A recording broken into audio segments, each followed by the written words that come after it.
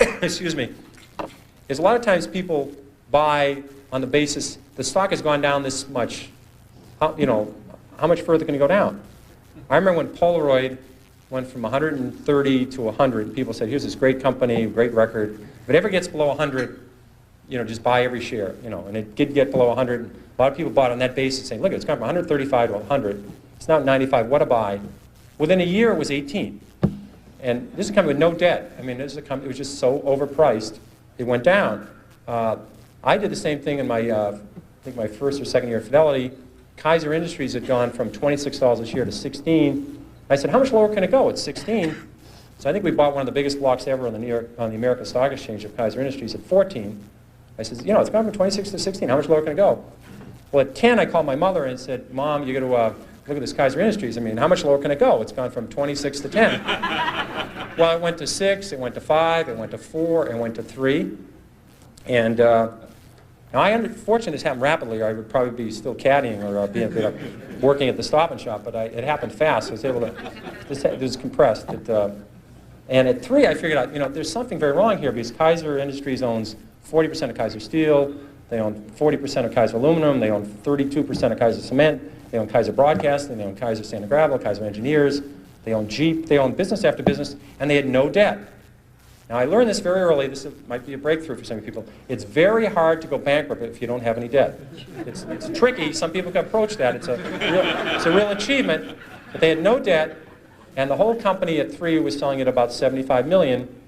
At that point, it was equal to buying one Boeing 747. I said, there's something wrong with this company selling for $75 million. I was a little premature at 16, but I said, everything's fine, and eventually this will work out.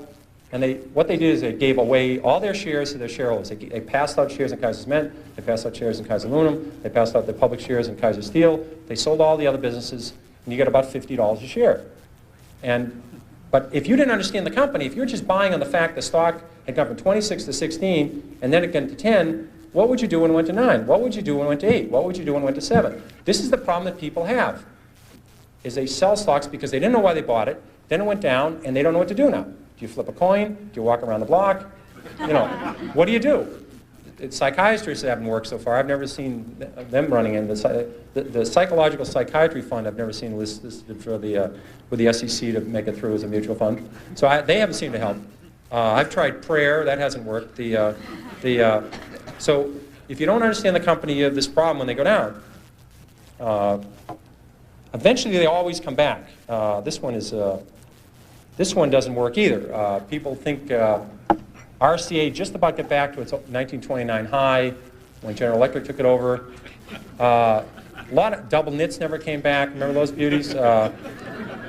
Floppy disks, Western Union. The list goes on and on. People saying it'll come back. Well, it doesn't have to come back. Here's another one you hear all the time. It's $3. How much can I lose? I've had people call me up saying, I'm thinking of buying this stock at 3. How much can I lose? Well, again, you may need a piece of paper for this, but if you put if you put $20,000 in a stock at 50, or your neighbor put $20,000 at 50 into the stock, and you put $20,000 in at 3, and it goes to 0, you lose exactly the same amount of money, everything.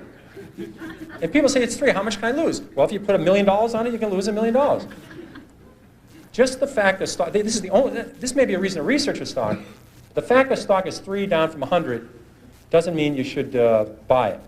And in fact, short sellers, people that really make money in stocks, they don't short Walmart, they don't short Home Depot, they don't short the great companies, Johnson & Johnson. They short stocks down from 80 to 7. They'd like to short it at 16 or 22, but they figured out at 7 that this company is going to go to 0. They just haven't blown taps on this thing yet. It's going to 0. And they're selling it short at 7, they're selling it short at 6, at 5, at 4, at 3, at 2, at 1 1/4. And you know to sell something short, you need a buyer. Somebody has to buy the damn thing. And you wonder, who's buying this thing? It's these people saying it's 3. How much lower can it go?